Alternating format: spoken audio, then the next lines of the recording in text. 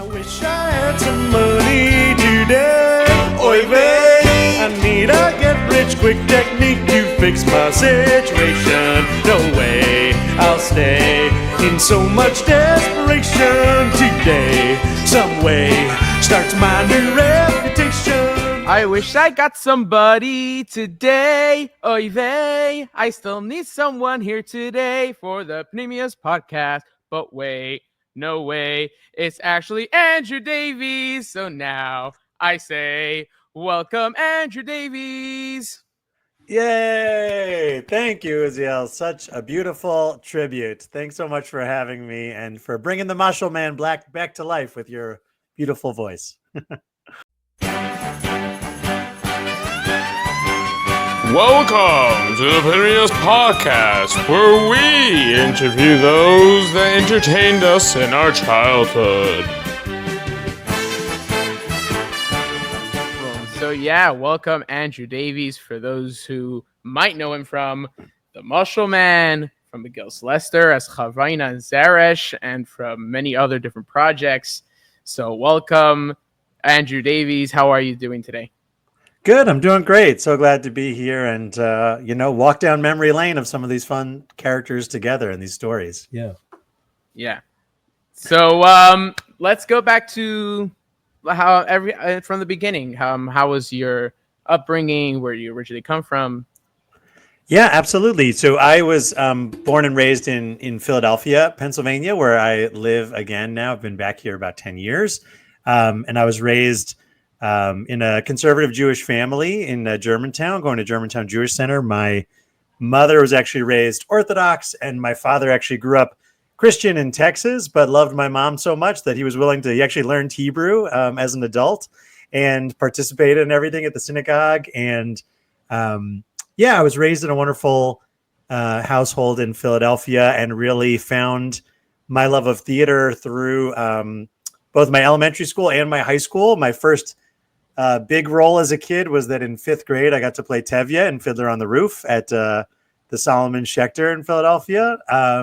And then in high school, did a lot of musical theater and kind of found improv and theater in New York and really found my passion kind of bringing together the worlds of Jewish education and improv and comedy, which is still what I do.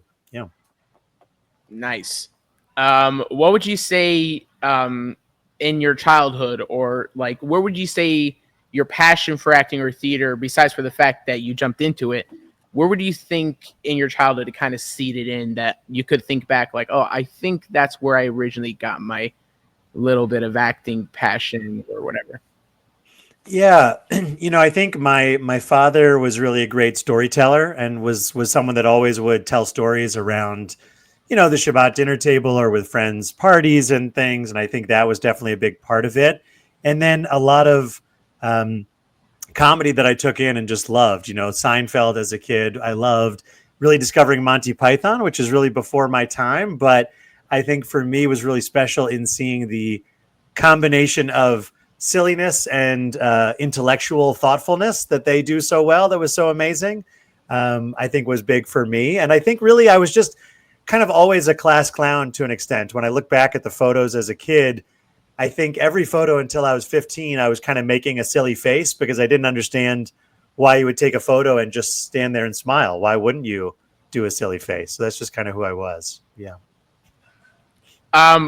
Would you say that it's kind of, because when I'm doing content and when I'm doing whether it's singing or whatever or filmmaking, whatever it is, I do find that it is a very easy or simple, not easy, I would say simple when it comes to writing and doing these things where you have the balance between comedy and seriousness. But then when you get actually into it and deep into it, there's a lot of complications and a lot of story beats that you do want to stick to. What would you say is like your technique or your tip in your head when you act and you have to balance between the seriousness and the comedy and whatever it is, theater or movies? Yeah, I think it's knowing your audience and really starting from there of what do folks know, what do folks not know. And I think thinking about both what will be like kind of age appropriate for them, but also accessible to them. So that's definitely something I think about, and I work a lot with with childhood audiences, with adults, and it's sort of the sort of code switching that we all learn between kids and adults and different communities. And I started my Jewish comedy team, the Bible Players, with my best friend from high school, and we really visit a lot of different Jewish communities. And so it's thinking about and getting a sense of like, what is the knowledge of the Torah before we come in? What is the Hebrew knowledge or lack of knowledge, right? What are those different elements? And putting them together. I think when creating content or writing comedy, a phrase that I share a lot is the idea of more bad ideas, because I really think the only way to write a great joke is to write 40 terrible jokes. And that's really the truth of it. So it's really about not being afraid and not judging yourself to have those bad jokes and those bad ideas, because that's really the only way you get to a great joke. Is no one's ever sat down and just written a great joke or written a great play or whatever your content form is. It's really about creating a lot more bad ideas and then working on it. And, I became a father and Abba 4 years ago. I have 2 young boys. And so now I have an excuse for all my bad dad jokes that I never had before. So it's great. Yeah. But I appreciate what you're saying, because a lot of people do lose that sense of comedy, in which they kind of forget the idea of why comedy existed in the first place. It's because it's out of the boundaries, and it's also because it's out of the realm of just like, oh, what do we think is funny? No. What do you think is funny? What do you appreciate? What would you see yourself not doing? Like, it's all these different things. And I think we're kind of losing that in a lot of entertainment when it comes to writing comedy or comedians. So I really appreciate that you're saying that, especially in the Jewish entertainment, especially. Yeah, absolutely. It's always shifting, and comedy is always of the moment and changing. And I think important to always try to be getting funnier and better and having more ideas, but really not pre-censoring ourselves and our ideas. When I come up with a list of 100 bad jokes, I don't just like post them all on Facebook and ask people which ones they're offended by. I'll try them out. Maybe I'll tell them to my wife or to my comedy writing partner first and, get feedback. But I think that's so important. And, the projects you mentioned, getting to work on the Mashal Man and getting to work on Megillas Lester, like what was beautiful about those were how collaborative those processes were. And that, Hananya, who I know you had on the podcast before, and his wife Malka Leah, like wrote these amazing scripts. They had these great songs and a team of the songs, but they also encouraged us to improvise, to bring our own playfulness and physicality and our voices and all those things to add to it. And I think that's a big part for me about creating comedy and creating art in general, is to not see it as a competition of me versus you, but as what can we create together that I couldn't have created by myself. And that's what's so much fun about these projects. Right. What would you say is your sweet spot when you do improv the comedy, or when you go on script, or when you kind of in the balance, we have a bullet points and then you riff from there? Like, what's your sweet spot in comedy?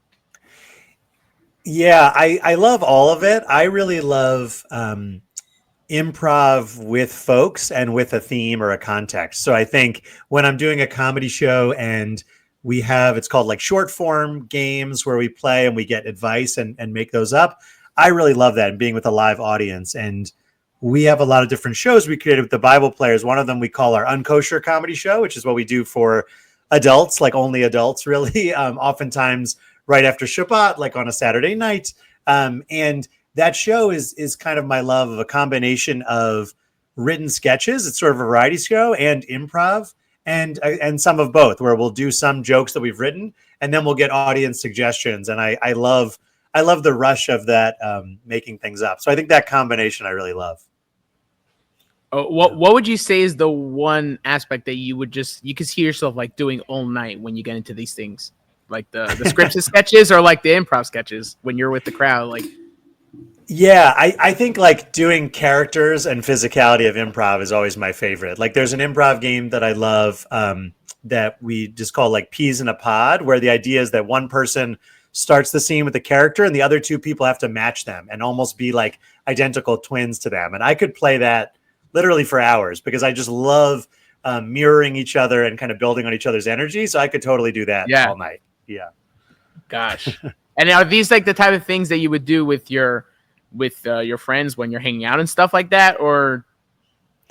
Yeah, I think a lot of the same principles. I think riffing off of each other. I think a lot of comedy starts with our friends and like what makes each other laugh. And I think, as you mentioned earlier, all we can do is start with what makes us laugh and then see if it makes our friends Right. laugh and then share it with the world, right? Like, Uziel, we don't really know until when I write a new joke or a new sketch for the Bible players, I don't really know until we get it in front of an audience whether it's funny or not. They let me know, right? But I have to Right. start with what I think is funny, and then go from there. Yeah. So I actually have like, I always ask these type of questions when it comes to anyone I bring in the podcast that I've been doing this for years. Is there a part of you that kind of misses, or is it a part of you that kind of looks back and like, oh, I felt a certain way when I did these things when I was a kid as opposed to profession? So for example, comedy, when you're doing it professionally now, as opposed when you were probably in high school or when you were starting out, it was more of a passion than an actual profession. Is there a part of you that kind of reflects on it and actually enjoys that, or do you think it's much better now? What do you say about that? Yeah, that's a great question. I think as you get older in life, it's learning how to balance all the responsibilities that you take on, right? And so I think the college days of making comedy, I just remember I started a parody newspaper with my friends called The Blowfish, which was kind of like The Onion, where it was like fake news.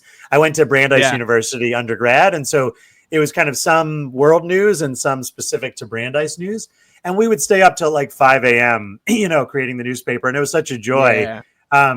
And now I have to really fight for that creative time, I think, like carve out those times in my day. And I think part of being a successful artist at any level is finding that balance between the art and the business and the time for both.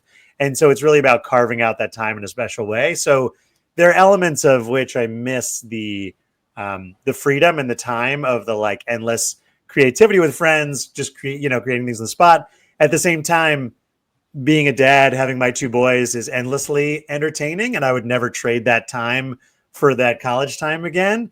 And in a lot of ways, it's, I think one of the keys to life is about appreciating where we are right now and not living in the past or the future, right? And I think improvisation for me is about being in the moment and appreciating this moment. And so while I can reflect on and have happy memories about, the arts of the past and the artistic things in the past and dream of the things in the future, it's really about appreciating the now. And I think that's true with art as much as anything. So that's so important. And with my, I have two boys, I have a 2 and a 4-year-old, and they are the best improvising partners I've ever had, right? Because they always want to play. Like Uziel, like when you like talk with your friends, you're like, let's play this board game, or like, let's do this game, or let's play this improv game.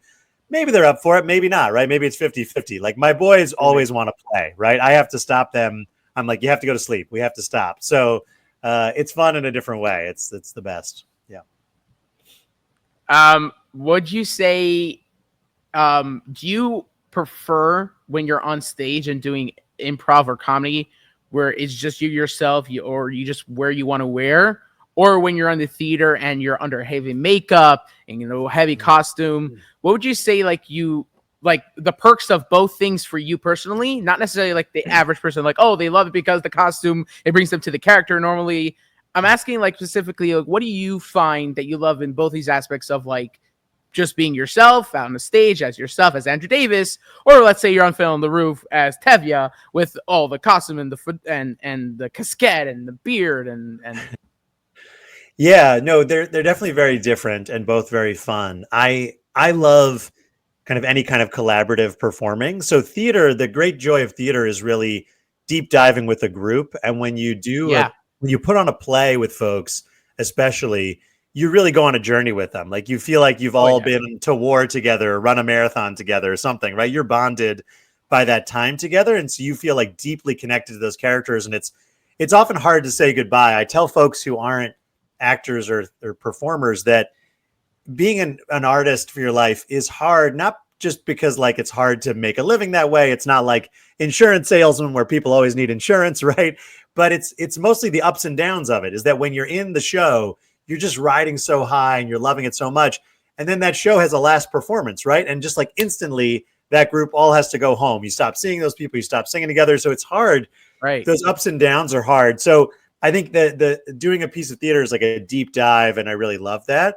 I think what's beautiful about improv is that, for me at least, you work with the same collaborators for years, so you're creating new things, but with the same folks and diving deeper. So my Bible Players partner, who I co-founded our group with, we now have a group of performers, but he and I still kind of write all of our new material. We're working on a couple new shows for Rosh Hashanah, for the Chagim right now as we speak.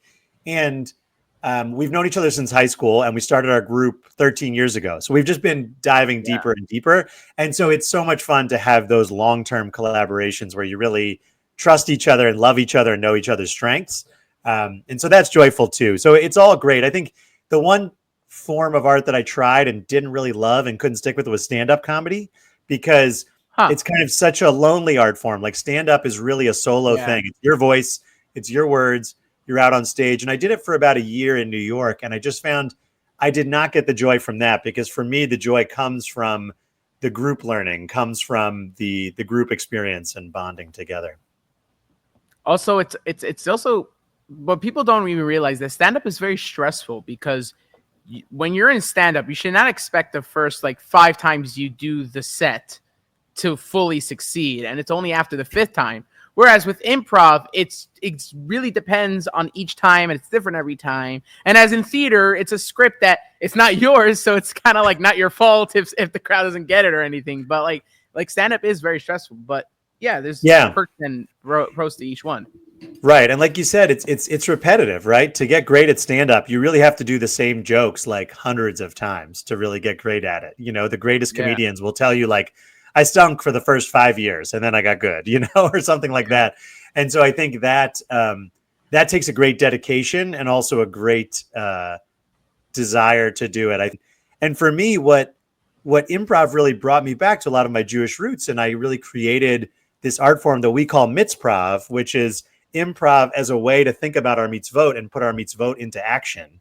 Because improv to me is so collaborative. It's so much about listening and working together that I think it's such a great way to think about that. Because I think for me, how we practice our mitzvot in our day-to-day lives can be kind of abstract or hard to think about. Like, how do we be a better member of the kehillah, of the community, right? But in improv, it's really in the moment, and it's very clear in the moment if you're not listening to your partners, if you're not trying to help the group. It's very obvious. So it's a great way to practice. So it's really brought those worlds together for me in a nice way. Nice. Also, there's an interesting fact that I recently learned, not recently, but like over time, because I love behind the scenes and I love researching these things, not like Wikipedia reading stuff, but like seeing it on screen, whatever. But one thing I realized is that in theater, or in Broadway for that matter, because of it's not like a one place, one play. They take the play and bring it to different places.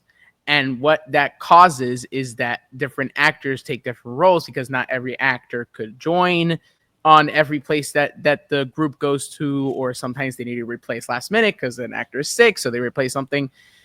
Did you ever get in a situation where you had to where you did, let's say, Fit on the Roof a few times, and then one of those times they switched out an actor and you're like, oh, now it's weird? Because for those that don't really understand how the acting works, it is a lot of riffing off your co-workers, co-actors.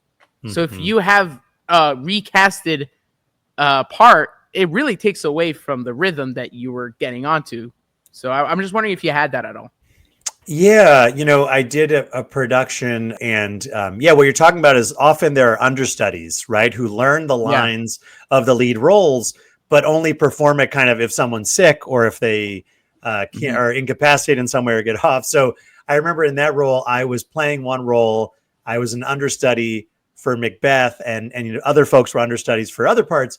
And so, it's challenging to do it with new folks. And you have to really, that showbiz saying the show must go on, that we had these shows where 2 or 3 of our regular cast was out and we kind of had to just make it work. And it's definitely a challenge, but I think everyone's aware that that's a possibility. And collectively, the show must go on. And for that audience in that night, you want to give them the best show that you can. So you really just try and do your best. There's no point in saying like, this isn't the normal guy, I don't know what he's doing.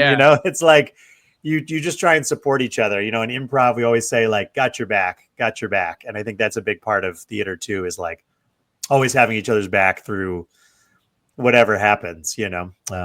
Yeah, for sure. Would you say that when you get into these roles in theater specifically, um, is there like a part of you that learns the character the more you play it, or do you get it the first time? Like how do you approach the characters both when you first start out and then as you get into it? Because just like stand-up, it's a very repetitive showing. You're just playing the same character, same lines, same story time, same beats every night or every so often.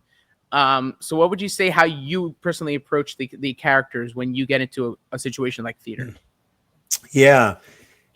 The lines are the same every night, but ideally the performance and the moments feel fresh and feel new, right? And that's the magic in a lot of ways of theater and of comedy, is that even though you're saying lines, like when you do Shakespeare, that literally thousands of people have said, that you are experiencing it in the moment. So I think when I'm starting and approaching a piece, it starts with really reading all of the text and reading all the characters' lines. And a lot of people who don't do theater think that kind of memorizing is the hardest part, but that's not really the hardest part. Memorizing is actually very doable. It just takes repetition. And once you get off book and you've memorized all the lines, that's really when kind of the work starts, because then you can really be so comfortable with the words that you're not trying to capture your muscle memory. You're starting to work on the character. I studied acting with the Atlantic Acting Company, and one of their sayings, which really stuck with me, was that anything can mean anything, right? So the line of dialogue could be obvious. It could be like, I love you, is what one character says to another. But you can actually say, I love you, with a whole range of emotions, right? You could say, I love you, and it could mean, I got to go, right? Like, I'm leaving. I love you, right? It could mean, I'm mad at you. Like, I love you, okay? Okay, right? Like, you could say the same words, or it could be like, like miss, it could be loss, like, I love you, like, so there's a simple line that seems like, oh, what are the emotions in I love you? Oh, it's love, right? But no, not necessarily. So what's beautiful about that is that you're invited, once you know the words, to kind of experience what they mean in the moment, right? So maybe in this character you're playing, that I love you is angry, or that I love you is silly, or that I love you is profound. So I think that's a big part of it. And then for me, finding the physicality is a big part of it. Like finding how they move around, how they move differently from me. One thing, I lived in New York for 10 years after I graduated college and was doing theater before moving back to Philadelphia. And one of the exercises I love to do, and this is really possible anywhere, but especially in New York, is when you're walking down the sidewalk, just see if you can embody the way somebody walks, right? So I'm just walking behind a man or a woman, and see if instead of walking like Andrew, I can walk like them. And just notice, like, do they have a heavy walk? Do they walk slowly? Do they lean to one side? Do they carry their head up? Do they slump over? And to ask myself, is this that character's walk? Like, so just try on different people. And it's great to use real people as inspiration and see, like, does this feel right for that character? That was something I always loved to do. Nice. Yeah. And I think we're missing that a lot in a lot of writings. I'll give you an example.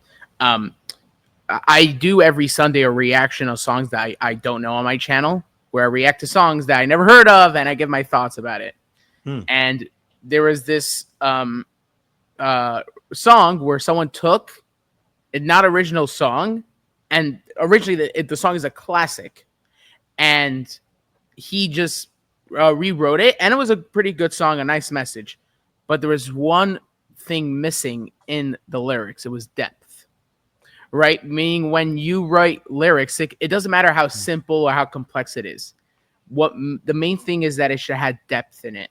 And I really believe that's what we're missing in scripts too. I feel like that we're missing the idea of how an actor could say something, and it doesn't have to be explanatory.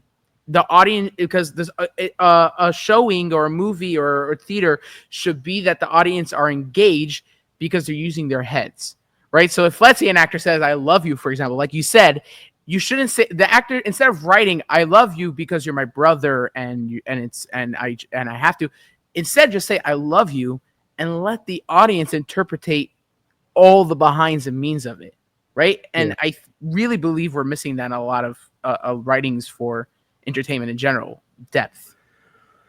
Yeah, it's always challenging when I'm writing sketches for the Bible players, and we basically bring moments from the Torah, from the Bible to life in kind of silly, playful ways, but we always try and have a Jewish value that we're focusing on.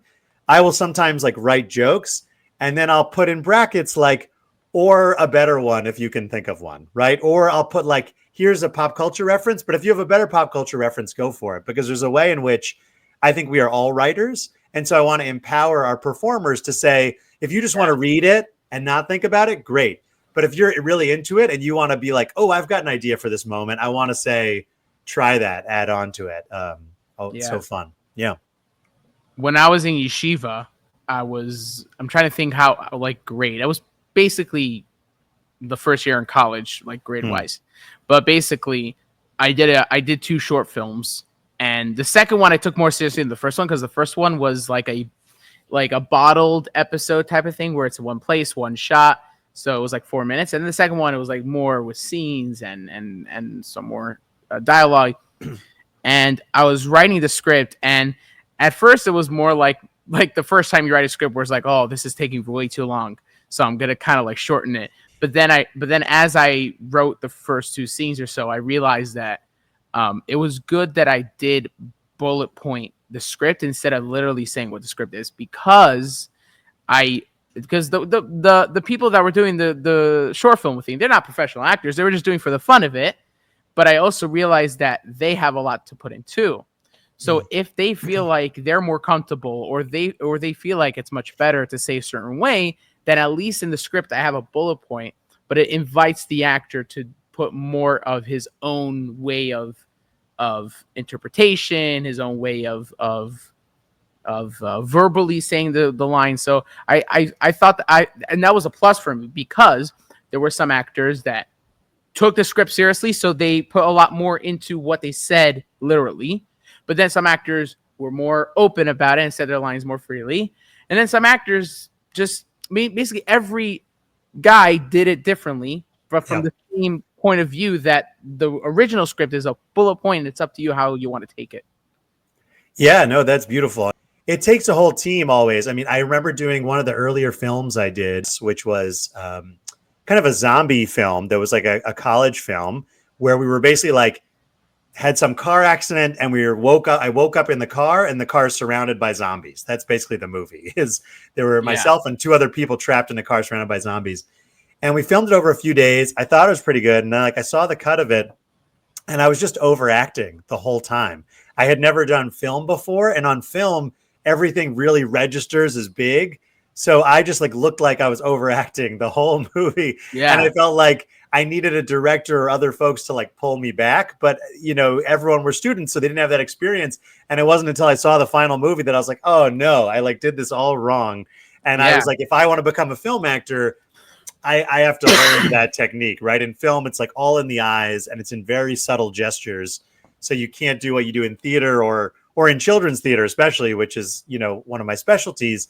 Is you can't really overact with children, right? It's the more right, yeah, you have to really be literal with the kids, yeah. Yeah, I mean, we were talking about with the Mashal Man stories, it was you couldn't have too much energy. That was the fun of it. But with film, it's so much more understated and realistic that you want it to be really, precise. Yeah, and also when you look back at movies or shows, some of the best moments are when the filmmakers draw back. So let's say you'll have the most famous composer doing a huge blockbuster, but the most intense scenes of that was when there was no music, right? All these little things of that the actor did the choice of not doing so. The director stood back and let everything else happen. It's a very much every moment calls for its things, but I really am a big believer of the general consensus that the audience are not stupid, right? They want to use their brains on when they're watching things. They don't want to be put in your face. That's it, done. They want to come out of a theater or come out of watching something in their living room going what would it be if this happened? Or what do you think he meant when he said that? All these things that we used to have, the fan theories and the fan discussions online, and now it's not as much as it used to be. Yeah. So, yeah. So now getting back to the background of why we're here in the first place. So tell us a little bit about working with Hananya, how that started, and how you got involved in his projects and so on. Yeah, this was a while ago, but Hananya and Malkalea, I think they were doing one of the Mashal Mans. I'm not sure if I was on the first one or the second and third, but I was on a few of them. And I think they had worked with Michael Bahovsky a little bit, who Yeah, folks yeah. know as Lester from Megillas Lester. Which, by the way, he is confirmed to come on the podcast. We don't have a date Oh, yet. amazing. Okay, great. Well, that'll give me an excuse to text him and say hi. So Michael and I went to the same high school together, crazily. We actually did a couple musicals together in high school, and I think he had recommended that I audition or reach out. They had some open auditions, and I auditioned and just like loved their energy. I mean, Hananya and Malkalei are just both so positive and have a great vision, but are really down to collaborate. And I think, like all great artists, they really have great ideas and they want the best idea to win. So if you have an idea that's better, they're like, go with it, run with it. Yeah. So I auditioned, and I think what they really enjoyed about me was I was happy to do a lot of voices, have a lot of energy, and just kind of jump into it because we were making a lot of stories in a one-day shoot. So it was a very fast-paced filming environment, but just a lot of fun and very collaborative. So I loved it. One thing about the Mashal Man is that it was all green screen, and Yes. and that is very complicated. I mean, the Mashal Man is kind of a more downscale version than most Hollywood green screen based CGI based things are.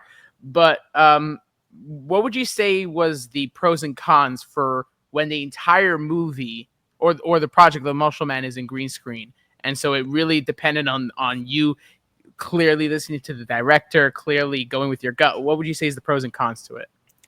Yeah, it took a lot of focus for us all to keep in mind what the final product was going to look like, because like you said, we were just in front of a green screen. So in prepping for our interview, I rewatched one of the Mashal Men where I was on a bicycle. It's all about riding a bike. Yeah. And Which, by the way, talking about.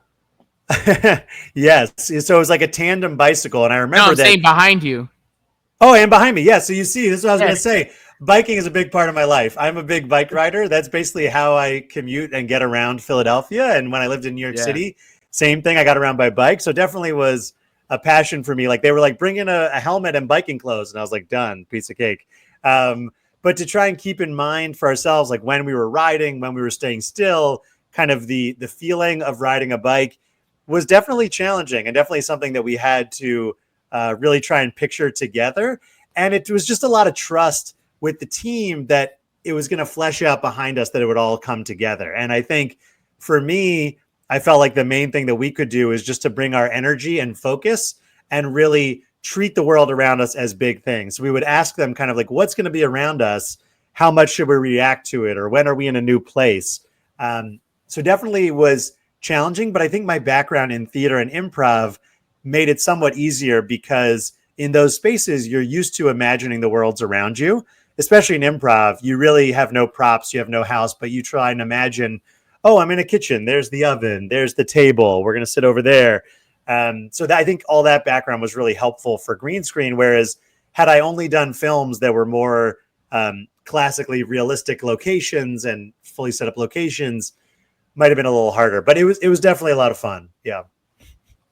Also, Mashal Man took a lot of physicality to play with. I mean, the role you did for Shmaria, where you're jumping with the cowboy songs and then you're jumping with all the actors, like it, and you're rolling around and you're singing. There's a lot of physicality to it, but it does seem like you generally had a lot of fun with it. Yeah. Are those the moments that you really appreciate? Yeah, I loved the physicality of it and the playfulness of it. I think, I understood that with Mashal Man, they were trying to create stories that could speak to parents and to adults, but were really focused on an energy level so that they would hold kids' attention and keep kids' attention.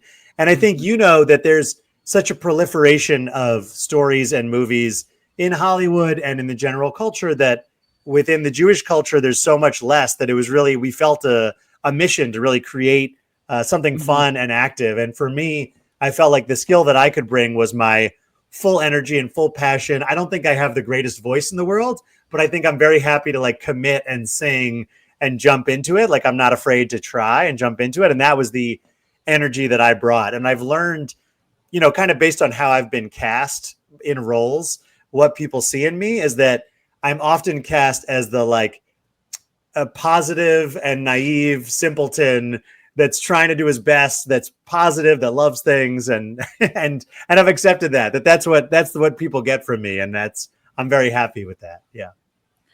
Is there moments where they ask you, hey, we want you to do a more serious role or more a tragic or just more whatever, just the opposite of what you were saying that people would typically cast you as? Do you enjoy when you when you flip it for yourself and you do those roles? Yeah, I mean, I think I'm rarely cast in those roles. I think people don't see me as the villain or as scary or as powerful. I think my energy, I But play not more just that, just vulnerable. whatever. If it's Yeah. a character that just asks for a lot of seriousness, it could be a Yeah. protagonist. But yeah, Yeah, no, absolutely. I think I love finding those moments of seriousness and depth. And for me, I think when you can make a character more fleshed out, feel more real, that it can make it both more meaningful and funnier, right? That I think right. You want to see those ups and downs of the characters, even in like something like the Mashal Man. You want to see the moments of sadness and disappointment, and then that makes the highs higher and lifts them up. And my favorite films are often movies that are kind of dramedies that have drama and loss and seriousness, but also have comedy and I think that really adds to it. So I love that. And I mean, with improvisation, like one of the things I love is just getting to play a lot of different characters. So another project that I designed where I'm playing kind of thoughtful characters is called Characters. So I designed these theatrical walking tours in New York City and Philadelphia, where a guide and an actor work together, and the actor has a backpack full of costumes and plays different real historical characters. So those characters have moments of levity, moments of comedy, but are generally played pretty straightforwardly. They're people that really did amazing things in Jewish history, and we kind of bring them to life. So I love that challenge of finding their physicality, finding their voice, and playing that. So it's the joy of acting, is getting to play a lot of different people, right? I think we all are ourselves all the time. So even getting to be someone else for a day or a week is super fun. It's an adventure. Yeah. So in Mashal Man, the first thing you did was Shmaria, the cowboy, and the whole ring the bell Mashal. The cowboy accent or the voice, was that your choice? Was the Chananya? Like, what was that? That was my choice. That was the identity of the character. Like the first thing you're like, yeah, you did. All right. Like, Yeah. All right. Well, here we go. I think they were very open to it. I really think it was my idea to jump into it as that voice. When I heard that it was kind of a farmer, that's just where I went to. And I think I may have mentioned my dad's from Texas. He's the only one that left. So the rest of my family's down there in Texas. They don't have kind of like thick accents like Shmaria, but there's a hint of that. There's a lot of y'all in my childhood. And so for me, that just made it fun to be Shmaria and be, oh boy, ring that bell. Like it just to add the voice helps you find the energy. A lot of times when you find the voice, you find the energy of that character. And that was such a fun one. Yeah, I remember that. Yeah. And also I gotta give you a lot of respect that you kept that accent even in the singing, which is pretty hard to do. Yeah, I definitely tried to do that. I think when I was sharing like what I love about improv, I love to do characters. And so the challenge of singing as a character feels great to me. And in some ways feels like less pressure on me because I'm like, oh, that's Shmaria singing, right? And that's clearly his voice. So it's not that Andrew has a great voice or a mediocre voice. It's like, that's Shmaria's voice. He's singing. Yeah. And singing in character is a lot of fun. Yeah, it's a lot of fun. I also love how your co-star, I forgot his name, who was playing it with you, but how he was doing a completely Israeli accent and you were doing a completely Texas accent, and you guys were like cousins, and you were living in the same house. Like that whole thing just really threw off the whole storyline right when you get into it. It's pretty funny.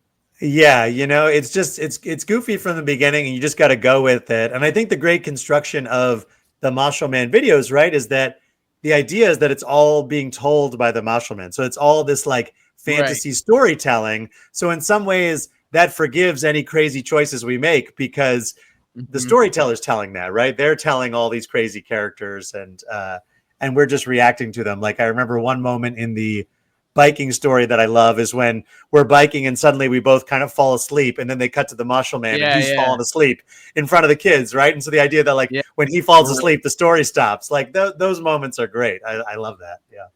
Yeah. I also love the fact that how you got to the point of financial situation, like where you draw the line of, okay, now we got to think about financials, is when you don't have no more hummus in the fridge. That was great. That's right. That's right.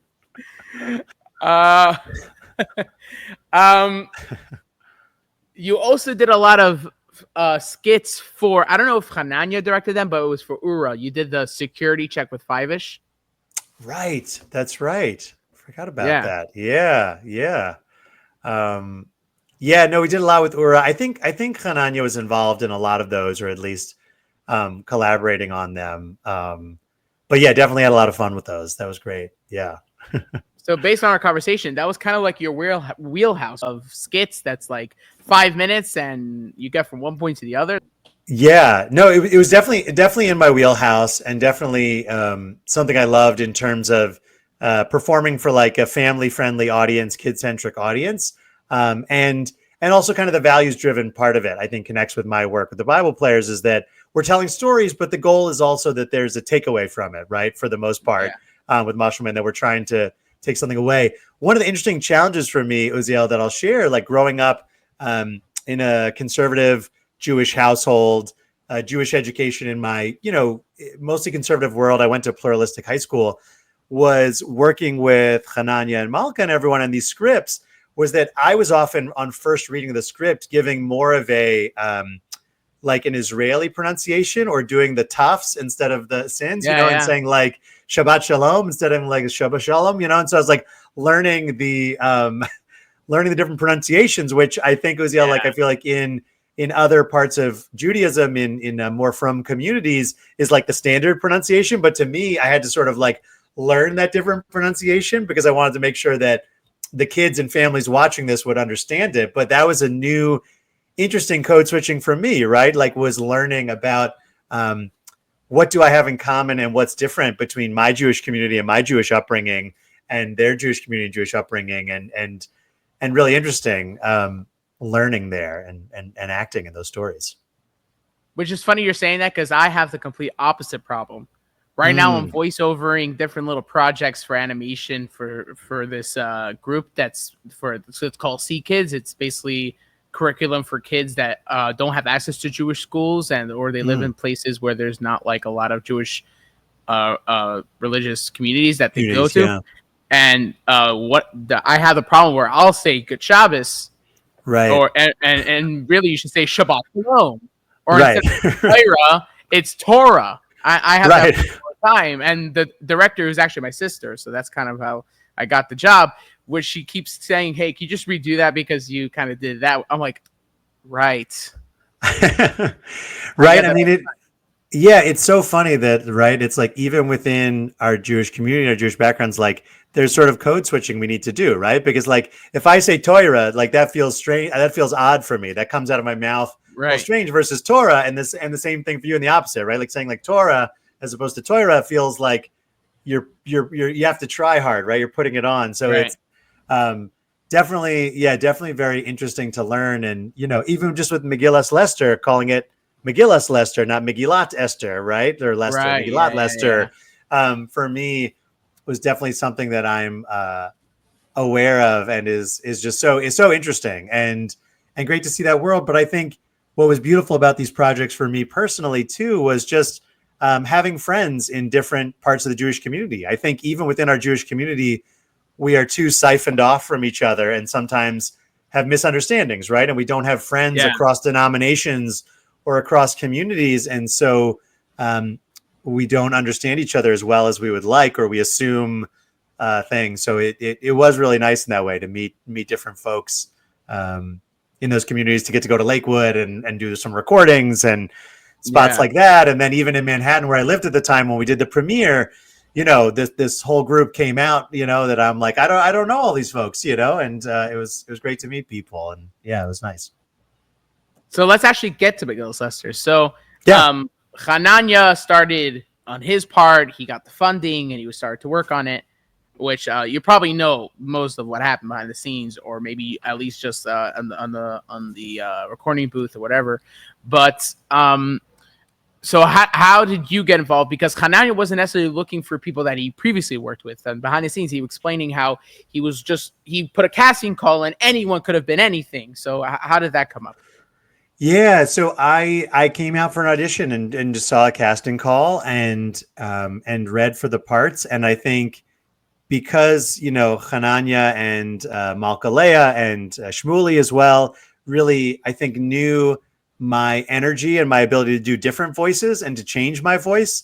I think they got excited about me as sort of the jack of all trades. Like, I played several small roles, which I think was really fun for me, as opposed to being like, Haman or, Lester the whole time.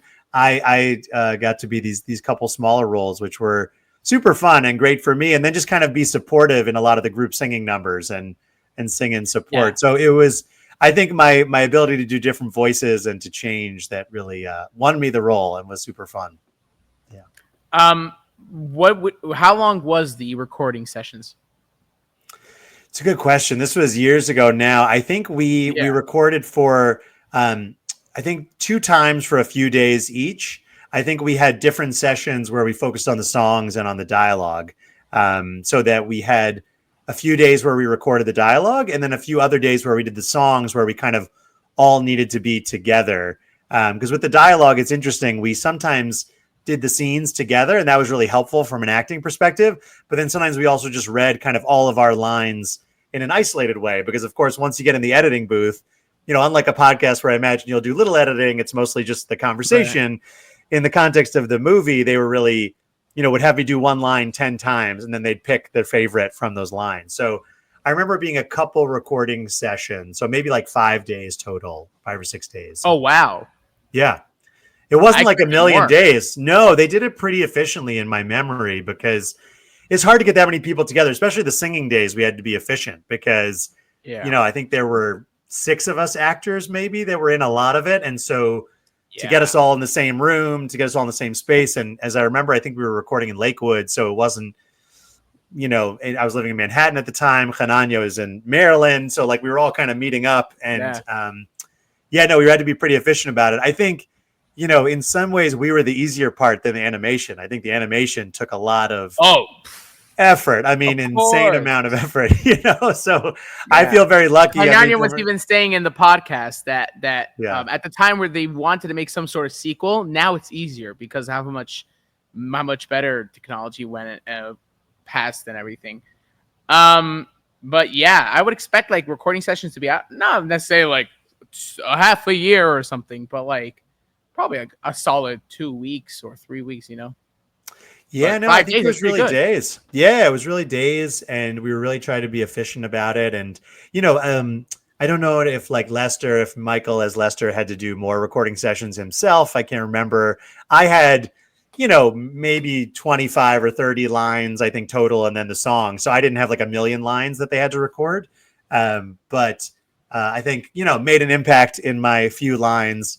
As the saying goes, no small parts, only small actors, right? So I think sometimes like one line can just be super fun. And I got to sort of be the comedic relief in some ways for Megillas Lester, where you had this serious, intense drama going on between Lester and Haman. And like, we all know in the original story kind of what happens to Haman, but this is sort of a take on the story. So you don't really know where it's going to go or what's going to happen to Lester. So it was just very fun and just a very creative, different take on the Purim story, which was great. Yeah. What would you say was the hardest thing about recording for Megillas Lester? It was hard to summon the energy and to think about the moments when I was just recording by myself. I think it's very hard. Really, when because it's funny because Adam says the opposite. Yeah. Oh, interesting. Yeah, in the behind the scenes, he was saying how that in the booth he was more free because he was able to just use anything he wanted because there was no pressure of the camera. right? So he was able to just be more out of his element, really get into to what he wanted to do it. So it's interesting that you're saying how there's a challenge on the opposite. Yeah. Yeah, no, definitely not being on camera made you feel, unconcerned about how you looked when you're delivering the lines.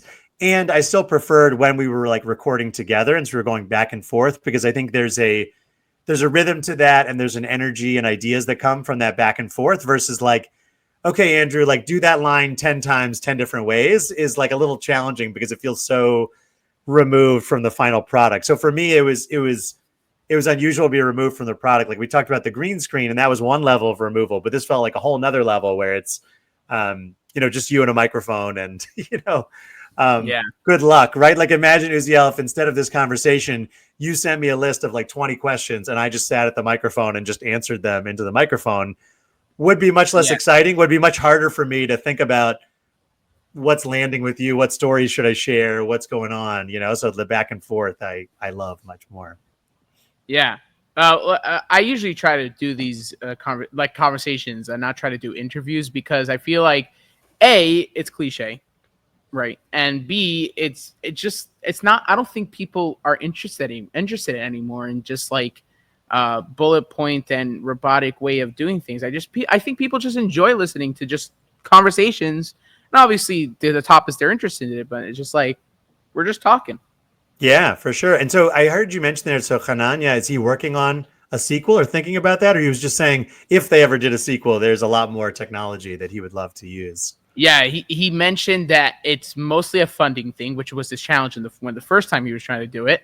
But he said that if there's backing to it and there's funding, he would more than happy to work on it, and it would be easier because his team is always evolving into technology, especially with Megillas Lester. At that time, they evolved into a whole different studio, a whole different team of animators and motion capture and now with AI, there's a lot of things he's doing. He built a whole new studio for art school. Like he's really like evolving the studio to technology based on what I see and hear. So he did say if he ever got the funding and the support and the producing aspects, he would more than happy to do another one.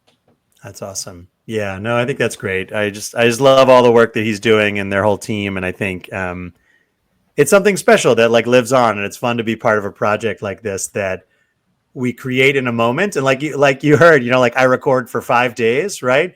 And now there's a 7-year-old kid somewhere that can like pick this up and watch it for the first time and really enjoy it. And that's really wonderful.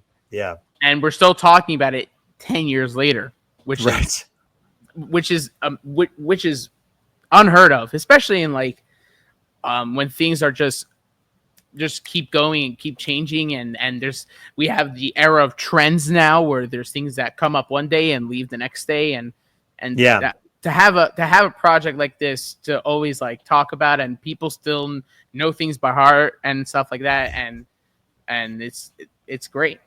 How was the premiere for you, by the way? Because there's very little footage of you guys. There's more footage of behind the scenes, but after there's like there was mostly like promotions and advertisements, but there's not a lot.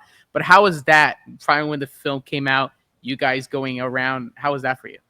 Yeah, that was great. It was so fun to, they did a premiere that I went to, at least in Manhattan, and rented out a theater, and getting to see it on the big screen was so great because I really hadn't seen a final cut before that premiere.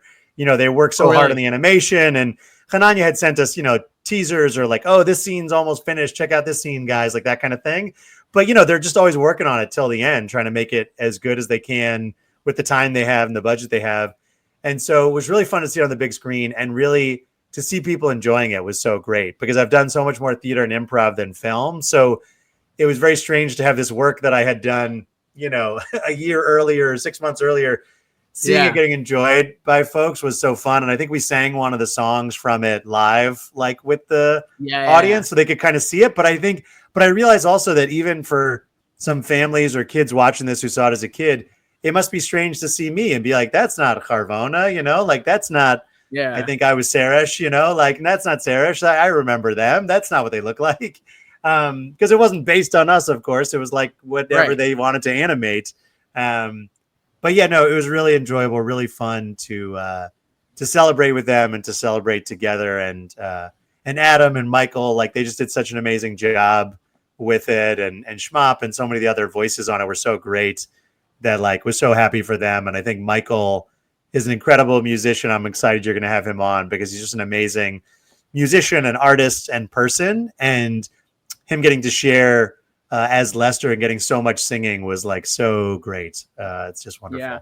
Yeah. You can also see in behind the scenes of the music how he was the guy playing around with the notes with his hands. He was very physical in the music. He was sometimes you see him directing you guys. It's pretty cool. Yeah, no, he really was definitely also a musical director. Like he does composing of music, he writes musicals. He is really a savant in many ways. He's like an amazing piano player and musician. So he brought all those skills to it. And that was the energy of the set, which was so nice. Was like, Michael, you've got those skills too? Yeah, direct us. And we were all very happy to be like, yeah, Michael, take the lead. You know, like, how should we sing this? How do we sound? You know, I would often ask him, like, was I off pitch there? Was I on? Was that good? And he knew. So it was great. Yeah. So fun. What was your favorite scene or line from Megillas Lester? Oh man, it's been so long now. I don't like remember all the lines offhand, but I think don't worry, I got you. I think there was a line. There was something about like, if we could string something 50 almost tall. There was like that was every time he did that. Yeah, every time I did that, that was my favorite. That was my favorite recurring joke. Was just every time coming back with that because again, I just felt like I was the comedic relief for the like letting the air out of the balloon when everyone was getting too serious or a little scary. I would just come back with, oh my gosh, you know. So, and I just love doing that voice. So that was probably my favorite. And then, Big Son and Sarish, I just loved like the energy of being. I loved that in the animation, and they told me this, that I was much smaller than him. So getting to play with that energy of just always being scared of him was really fun. The idea that like we're both guards, but like I'm really puny and scared. And he's really big. And in real life, the actor wasn't like really big, but just knowing that about the character, that was super fun. Yeah, so that's definitely something. And you're taller than him. I'm taller than him in real life. Yeah, for sure. For sure. But character wise, it was fun to be scared of him and see him as this brute. Yeah, it was great. It was great. So fun. Is there a part of you that kind of wish you were part of the motion capture part of it? Because it would have been, because they do that a lot nowadays where they have the recording sessions and the motion capture together instead of separate. So that would have been cool, especially when Big Son, the type of physique he had. Yeah, no, that definitely would have been fun. Probably a much more complicated shoot, but I think would have been fun to see what that does, what that looks like to have the motion capture, and would have been a different acting process, right? Because we would have thought about how was my character move and everything, which I wasn't really in on that process. So maybe for the sequel, Hananya, if you're listening, for the sequel, I'd love to be in it again as any small characters you need, and to be motion capture, to wear those little beads and a green screen, you know, would love that. That would be fun. Yeah. Wow.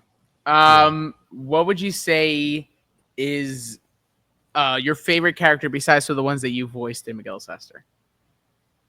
Favorite character like I've played outside of that you didn't play. Oh, that I didn't play in Megillas Lester. I mean, I think the character of Haman was so good. I think so well acted and so much fun because it's a character that like he really found this scariness, but also funny. Like he managed to make it both like intimidating, but also That's what we were talking about before, right? Being evil and menacing, but not being over the top. Because that Adam went the opposite direction. He was calm. Right. Yeah, he went like very calm and like, you must bring me that. Yeah, and I think it was just like a great choice because it made him this kind of like quiet, scary evil and just so fun. What happened to lunch? Yeah, exactly. That was my favorite line because like what happened to lunch? What happened to lunch? Yeah, it was just so that character was just so much fun. I think that definitely had to be a highlight from the movie. Yeah. Which is funny because when you auditioned, do you audition originally for the characters you did? I can't remember now, honestly, Uziel. It's been a while. Like I don't remember if they were like read for Haman, read for Lester. I think they had me read for Lester, and then I think Michael felt like the right choice because he's just so good at being a kid, and his voice is so amazing that he was like Right. the obvious choice for all those big songs. I think it was great. Yeah. Here's my question, because when I record stuff or when I just do these projects and I'm alone, not necessarily in the studio, I'm not that advanced yet, but Mr. Shem, I'll be, God willing. Yeah. But when you record stuff in the booth or anything, what's like the type of like mentally, like what do you see yourself looking at, or are you just looking anywhere, or are you focused on the script?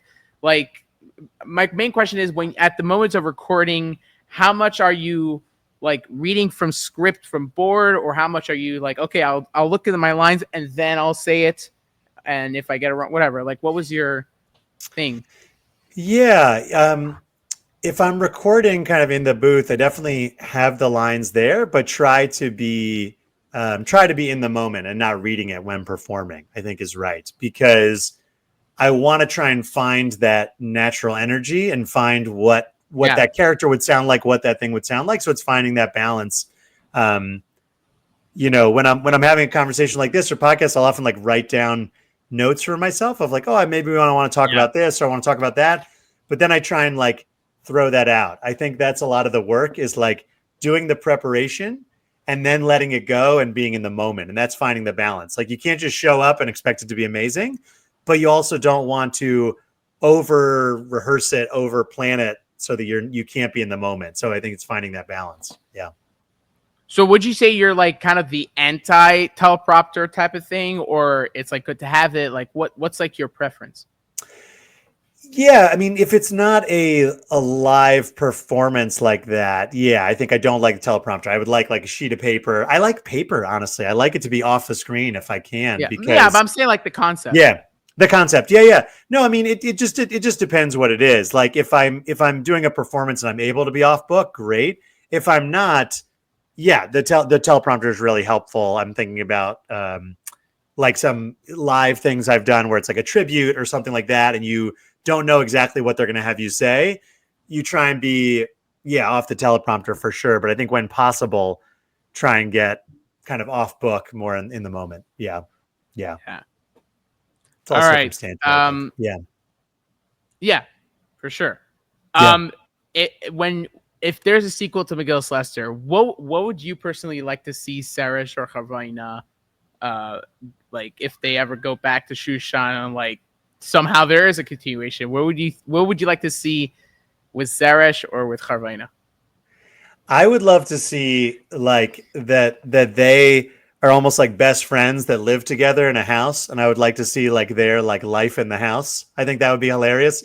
Like, see them cooking dinner, and like Sarish is really scared that like he's gonna mess up the dinner, and like he's cooking scrambled eggs, and he's like, "Oh, I'm sorry." Like, I think that would be really funny. To see their personal lives, to see that outside of work, because they feel like they're kind of like colleagues, but also like best friends roommates. In a weird way. They're roommates. Yeah. Like, I picture them as roommates. So I think I would love to see their roommate life. Yeah. Would be fun. Yeah. Or to see them in another story would be fun. Like, what if they were in the Hanukkah story and they were like the guards and they were just like letting everybody down. They were terrible guards or whatever, I don't know. It would just be fun. Yeah. Or like Big Son trying to I would love to see Big Son like try to like overdo like his Greek uniform. And then Big Son just like being all of a sudden a fashion designer, and you go like, where did that come from? Oh, my mom was like that. I don't know, like just something. Blue. And Sarish just has a big one that's way too big for him, so he's just swimming in it like a little kid. Yeah, that'd be great. Yeah, there's like a reveal, and like Big Son has like the biggest feather he could find in Rome or something. That would be that whole thing would have been really fun. I would love to see Chavorna if there was a sequel where Chavorna, because last time we saw him, he was like Chavorna, right? So like, he was all excited that his advice was finally taken. And somehow he decided that he's famous now, and he goes on and tries to make an adventure of him getting autographed and going to conventions and trying to make a person out of himself. But then it's like, at the end of the day, that was the only good idea he had. Right. He thinks he's a celebrity now, but he's not. Yeah, that'd be great. Yeah, that would be great to see. I love that. Awesome. I guess we're running out of time. It was a very good long conversation. I really appreciate it. I also appreciate the fact that we went deep and just not just like the typical like Megillas Lester actor. We were talking about Megillas Lester. We kind of just like went with the flow of what we have passion about and what we loved. I really appreciated that. And so thank you for joining. Thanks, Uziel. Yeah, wonderful to talk to you, and I'm so glad you're celebrating this work and lifting up the artists like me that worked on it. So I hope people enjoyed it, and I hope they'll go back and watch it if they haven't, or share it with their kids if they watched it as kids and they have kids now. So it'd be great. Yeah. So let's end off with one thing. I kind of want to test my impressions and my memory of Megillas Lester. Name me one scene, and let's see if I could do it really good. Okay. Let's see.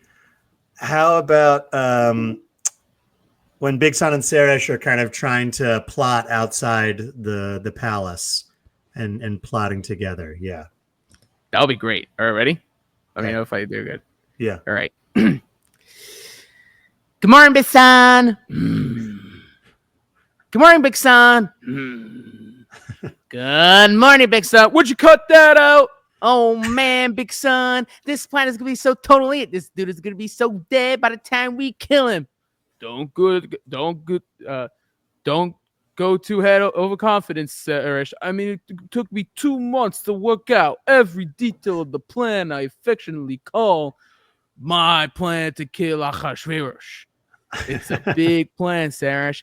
Your mom did always call you my big son. Funny how that name stuck. Nice. How was that? I think you nailed it. That was great. I loved it. You remembered it. You captured the energy. Oh, so fun. That's great. Yeah. I had this puppet guy on the podcast. He made these puppet shows that were from the 70s in Jewish entertainment, and I just once in a while put out his voices. He was shocked. It was great. Oh, that's great. No, that's awesome. It's so fun to hear again. I gotta rewatch it now and remember all of it. It's so fun. What'll be great is if you made some sort of video out of it where you're just rewatching it on camera and something. That would be amazing. That would be fun. Yeah, I could share it. My older son's 4, might be old enough to understand it, so I could share it with him. Yeah. That'd be interesting. Yeah. His reaction to it and your commentary. Yeah, exactly. That'd be great. Yeah, that would be fun. Awesome. All right, thank you so much for joining us. It was a pleasure having you on. I guess if you want to tell people how people could see your content and your tours or anything you want. Oh, yeah, for sure. If folks want to be in touch, my group, as mentioned, is called The Bible Players, our Jewish comedy team. So if you want to email me, it's just andrew@thebibleplayers.com, or you can just look at thebibleplayers.com. If you enjoy our funny videos, I think one thing I'll mention that's on our website is that my co-founder, Aaron, and we made a 60-second cartoon. We call it a partoon about each parsha in the Torah. So you can look up on the website, and there's a 60-second rhyming kind of cartoon explanation of what that parsha is about. So if you like my brand of comedy, I think you'll enjoy those a lot, and they're a lot of fun. All right. Thank you so much, Andrew. It was great to have you on the podcast. I had a lot of fun. I hope you did too. And I hope we'll see you again on the podcast in some point in the future.